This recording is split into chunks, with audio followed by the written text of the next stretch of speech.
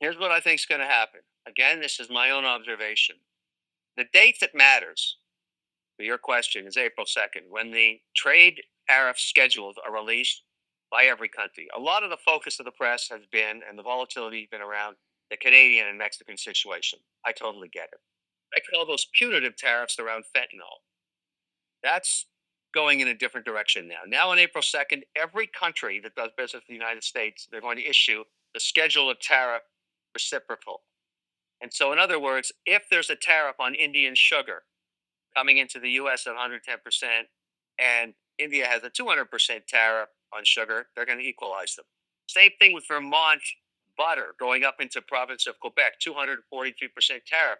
Well, the Canadians, that's what they tariff the Vermont butter. Then the US is going to tariff the Quebec butter at the same. So what you effectively have at April 2nd is a complete alignment of tariffs. They're equal. Then what occurs? This is the interesting part. You ask yourself, why am I paying a 243% tariff on butter? And why am I charging 243% tariff on butter? How stupid is that? Why don't we just eliminate the tariffs and have free trade? You go the full cycle. So all that Trump is doing is he's resetting these schedules, of which some were set up in World War II, that far back, on every single commodity, product, and service. And so the U.S. is now going to say, look, we're no longer going to have differentials on tariffs. We're going to be equal, forcing every country to the negotiating table. I think this whole mess will be cleaned up in 18 months. And it's going to be better for everybody. That's what's going to happen. I don't agree with that at all. Let's start with the equity markets. 10 to 20% corrections have been in the market for over 100 years. I mean, generally happen every 24 months. They're healthy. We're going to one right now. The economy is still strong in the U.S., so I anticipate a form of rebound and also more acceleration as the tariffs come off and get negotiated. Crypto markets. Anybody that's tried to forecast the price of Bitcoin or any other crypto security has been wrong. And so I don't take that position at all. You try and time it, you never make it work. Let's say you decide you're going to have a 5% weighting in Bitcoin as I do. That's in a portfolio. My crypto holdings are about 19% overall, so I have other securities. I also have a 5% weighting in gold. I diversify my risk, but I'm not selling my Bitcoin because me or any other analyst tells me they're anticipating a 60% decline. Listen, the volatility of Bitcoin is well documented, but if you've held it for the last 5 years, as I have, I'm pretty good with it. And I know it's going to be volatile. And I try and keep it at a 5% weighting. So sometimes I add on the dip, sometimes I sell off on peaks. I keep it at 5%. It's an old market strategy. That's nothing new. The only decision you have to make is, am I going to put crypto into my holdings? Is it part of my portfolio strategy? And if so, which tokens, which coins, what am I doing? And for me, you start with the granddaddy, Bitcoin, maybe 1 to 3% weighting. Add a level 1 or level 2 like each, and start developing some diversification. But I'm all locked in. I'm going to be holding crypto because I believe in the next 5, 6, 7 years, it's going to be the 12th sector of the economy. I mean, I don't know if we have a recession or not, but a recession would be a big catalyst for Bitcoin. And certainly the way the market seems to be commenting on it, doesn't reflect that. Well, unless if people have less money, they have less money to buy Bitcoin, right? Or if there's the wealth effect of people having less money in the market in stocks, they have less money to buy Bitcoin. Sure, and that's part of it on a short-term basis, but ultimately why I make that comment is Bitcoin is long liquidity in the system. To its forecast for 2 rate cuts, and Fed Chair Jay Powell suggested the impact of tariffs could be transitory. It can be the case that it's appropriate sometimes to look through inflation if it's going to go away quickly without action by us, if it's transitory, and that can be the case in the case of tariff inflation. I think that would depend on the tariff inflation moving through fairly quickly, and it would depend critically as well on inflation expectations being well anchored.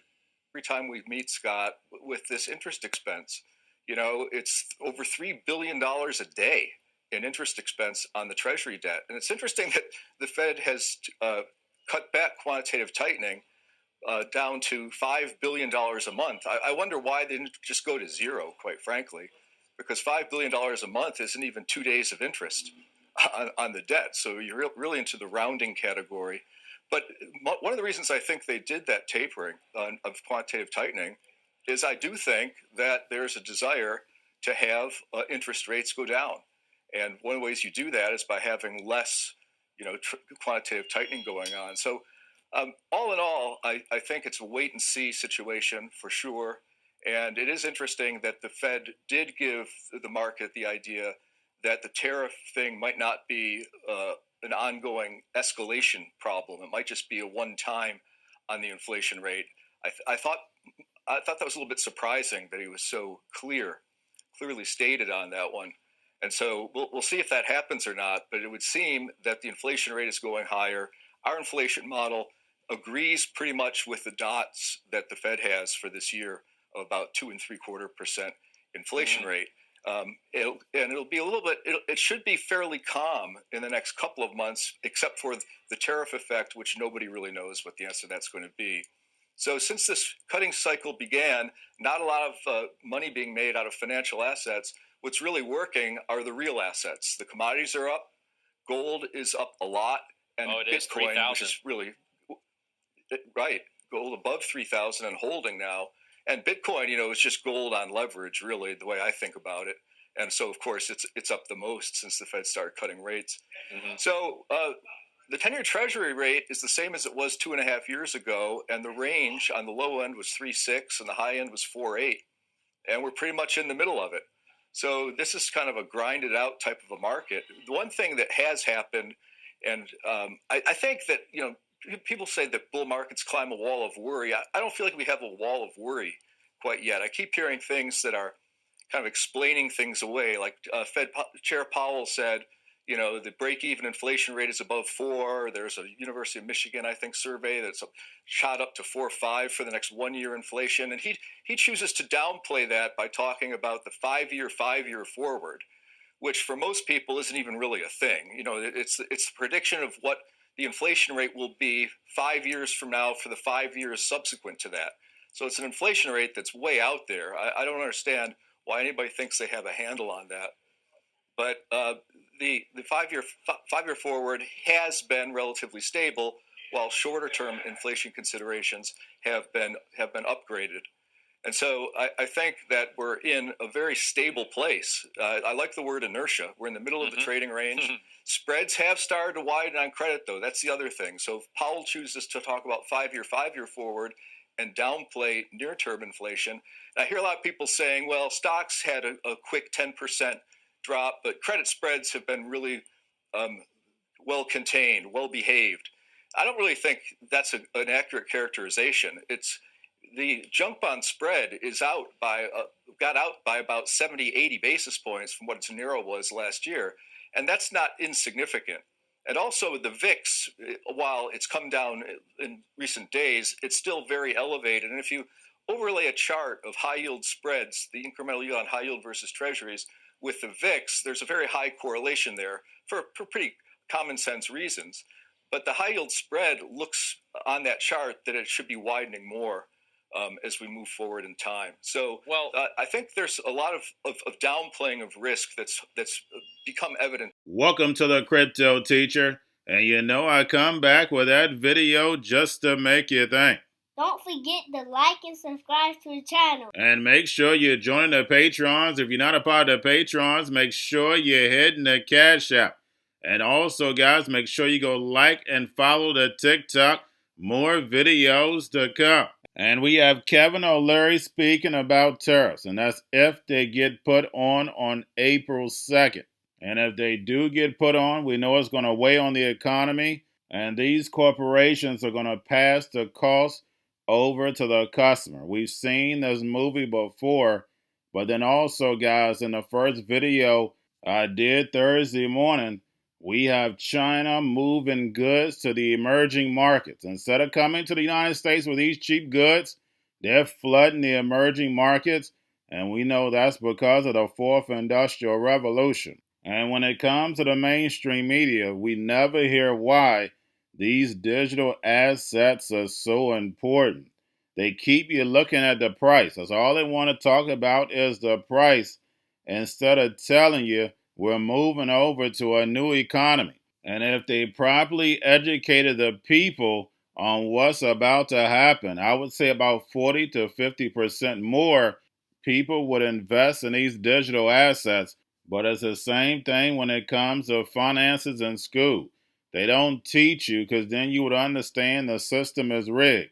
It wouldn't work if everybody was educated on it. And that's the reason why it's so important for you to educate yourself on finances and then on top of it, reading. Because like Jerome Powell stated, a lot of people are going to get left behind. And we have BlackRock's head of digital assets says a recession would be a catalyst for Bitcoin.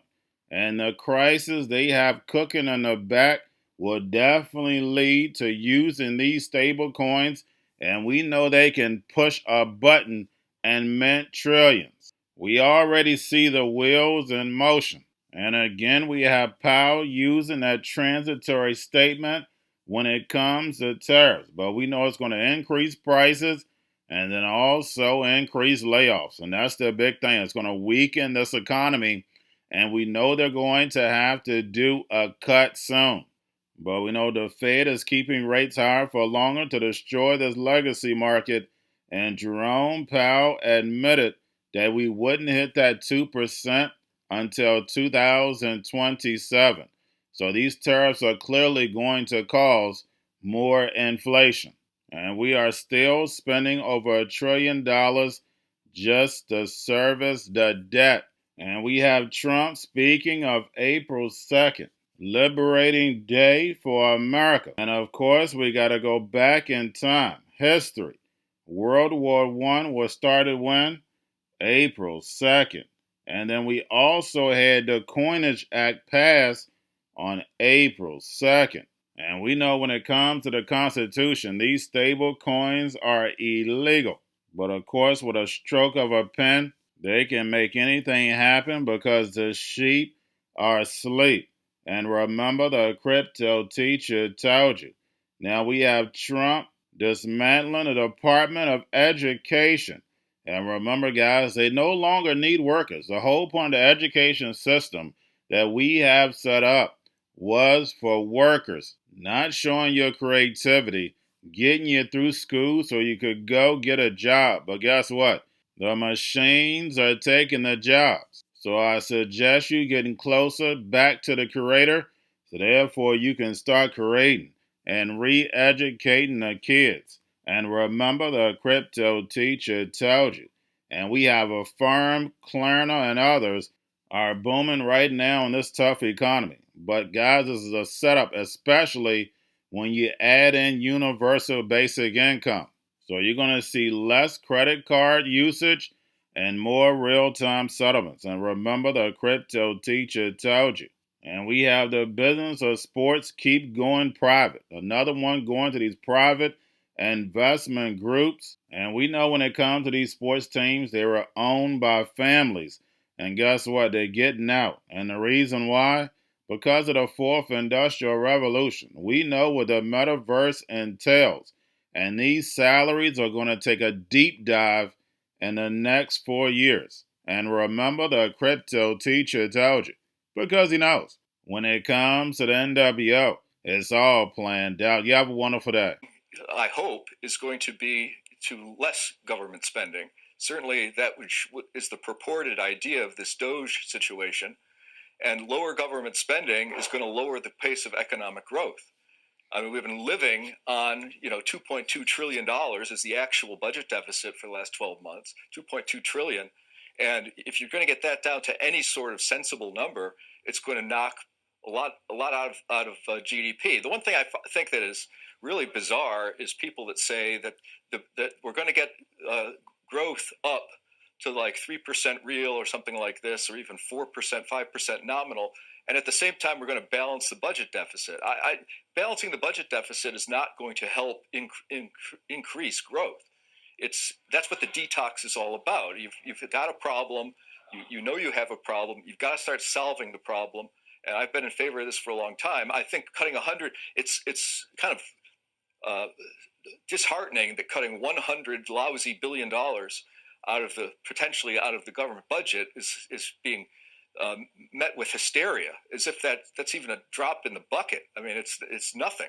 So we need to cut a lot more than that if we're going to get to a true detox. So I don't know if that can happen, because I think the cutting will weaken economic growth, which may lead to a counter response. It's one of the problems when you get yourself in one of these vicious circles that we've got ourselves in. But I do think the chance of recession is higher than most people believe. I actually think it's higher than 50% coming in the next few quarters. Wow, higher than 50% for a recession. I think it's 50 to 60 is where I am. Yeah, and I don't think you're going to get a rally out of the long in the Treasury bond market. I think that already happened. We had that Pavlovian response, and we had the 10-year down to 360, and now we're back up at about 4.25, and I'm not sure we're going to go below 4 again, in spite of the fact the economy may weaken. Hey, John, that's right. So we are just watching this event just getting underway in the last few minutes, where President Trump is gearing up any moment now to sign an executive order meant to dismantle the education department, and doing so fulfilling a pledge he's been making for years to eliminate that agency. Now, this is not something that the president has the power to do without Congress. There's already been some legal activity questioning his executive authority here. But what the White House can and will be trying to do is to sort of render the agency ineffective, potentially reducing the funding that's available to it. They've already cut the workforce in half. They say more job cuts will be coming, and they'll be eliminating any programs specifically focused on topics like gender equality, as well as diversity, equity, and inclusion. But the White House has sort of acknowledged today some of the limits to their authority, saying they're not going quite as far. Some of the critical functions of the agency will remain intact. That includes the public student loan program, as well as Title I funding to low-income schools and funding for students with disabilities. So sort of acknowledging some of those limits here, even as they have this event today to sort of make a big splash and show what they're doing. And just, John, one final point. I also want to flag that the president just in the last hour signed a handful of executive orders that we are just learning about now. It was not open to the press when he signed these orders, but reportedly, according to the wires, one invoked the Defense Production Act to boost the U.S.'s ability to produce some critical minerals, including coal. Another was about consolidating government procurement for both goods and services into the General Services Administration. So two to watch there that we'll be looking to get more details on. For now, we know the president is holding this event that you can see there to dismantle the education department at least as much as he. Probably the best way of comparing the two is they are a replacement for debit cards and we are a replacement for credit cards. The businesses are quite different. If you look at their public filings, you can see that our margins are roughly 4 times theirs. And it's a pretty good sort of a comparison to debit cards versus credit cards. One is a short-term cash-like experience. The other one, what we replace, is a pay-over-time considered purchase. That's what we do. That's what they do. And they supplement their business with a lot of marketing revenue and advertising. And we stick to doing the hard thing of underwriting transactions and helping people buy couches and tickets for travel. Eye-popping deal, Mike, but it's structured in a very interesting way. It's not full control transfer. Right. He's buying more than half the team. William Chisholm and his group is now, and then he's going to buy out the remaining portion in 3 years. What I find most fascinating about this deal is most of the huge prices that we've seen, the high revenue multiples, have been for teams that control the economics of their arena. The Celtics do not. The Boston Bruins control the economics, so they get the lion's share of hospitality, suite revenue, and those types of things. So if you're the NBA, you're loving this because you're thinking, wow, even for a team that doesn't control its economics, you're in a great market like this, you're going to go for an eye-popping revenue multiple. Right. So what does this do to other valuations on the list for the teams that do control the economics? Well, listen, I think if you're a big market team, it definitely boosts your value. A lot of this is, of course, as we've talked about here before, is the new TV deal for the NBA, which kicks in next season, is 60% more than the current deal. What the advantage the Celtics have, too, is even over some other big market teams is they're the only NBA team in their market. So in New York, we have the Nets, the Knicks. In LA, you got the Clippers and the Lakers. They own that market. And they're probably the most iconic brand. They won the most championships in the NBA. They could win it again this year. Going to a different economy, and we're going to be learning more about that as we go. But clearly, we're learning that things can be done from remote locations. We're learning that technology can replace people even more than we thought.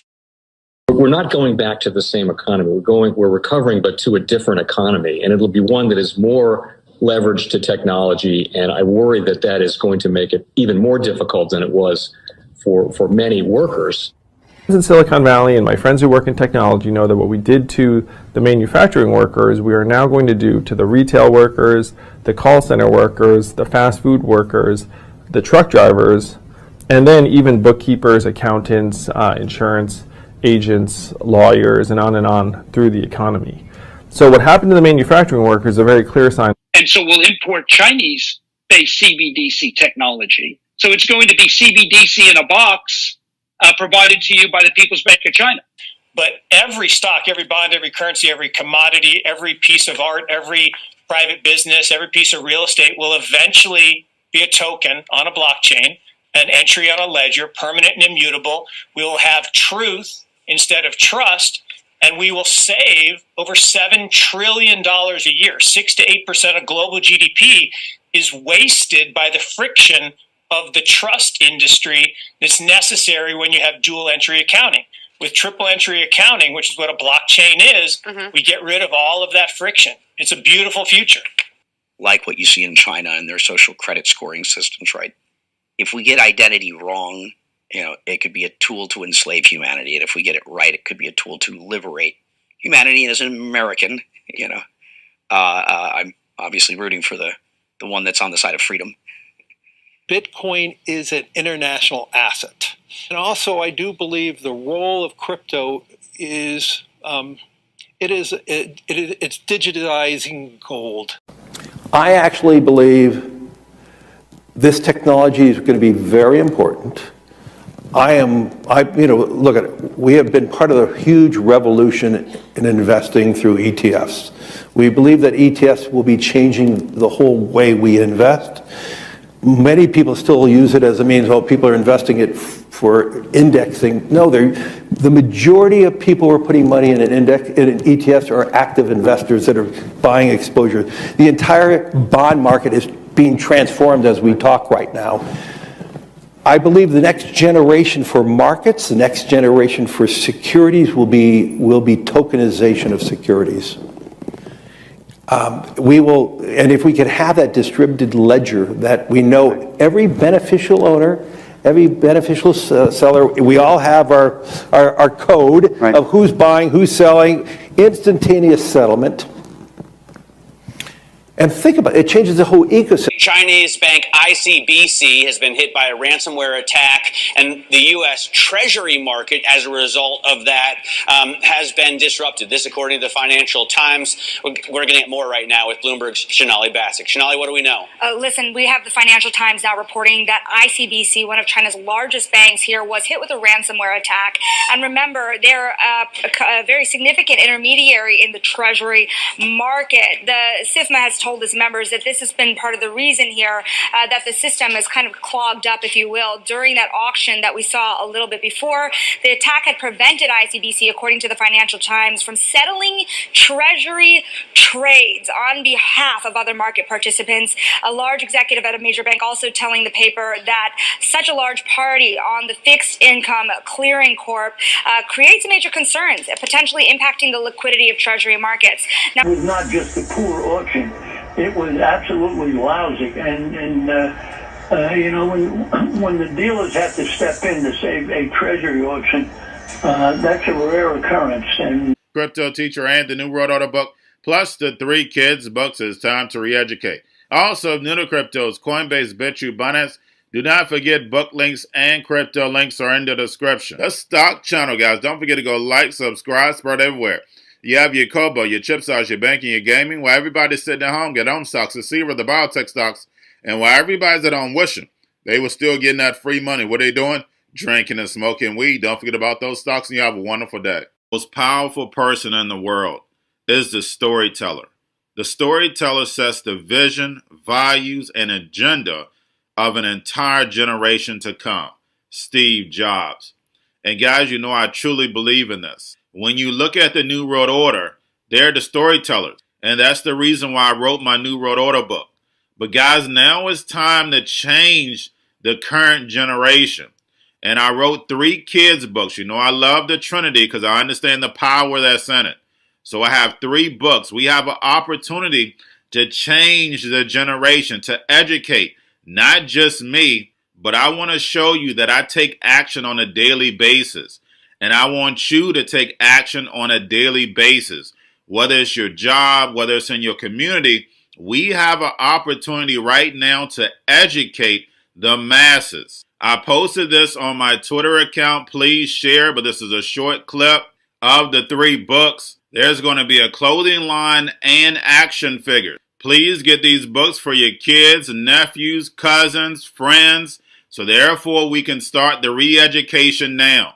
Because as we see, the 4th Industrial Revolution foundation is definitely here. Robots, algorithms, drones, taking humanity out the picture. We have to re-educate. But let's get into the video. Part 1. King Joshua and Grandma Tam save the village. Part 2. King Joshua and Grandma Tam save New York from COVID stories 3. Part 3. King Joshua and Grandma Tam goes to China. It's mandatory to get part 1, part 2, and part 3 of this series. It's time to re-educate Generation Z.